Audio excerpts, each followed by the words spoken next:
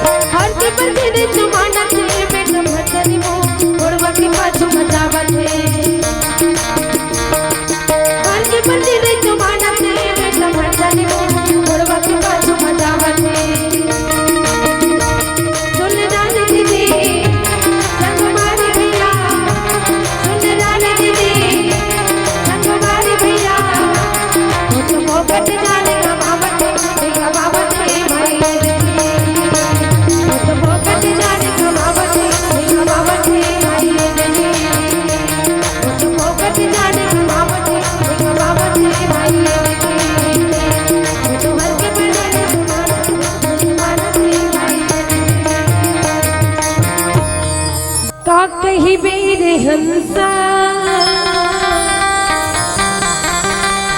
हर जीव है दूसर के बसों में का कही बेर हंसा जीव है दूसर के बसों में। एक अंतिम भजन बिना बत्ती के संकेत। चलो मीठी मीठी ताली के संग वास्तव में दीदी हो ये जीवन के दौड़ दूसर के जगह है कमाही कम जाही कोनो पता नहीं है तेकर सिद्धि संत मन बतावत का कहिबे रे हंसा जीव है दूसर के बस में। सच बात है का कहिबे रे हंसा जीव है दूसर के बस में।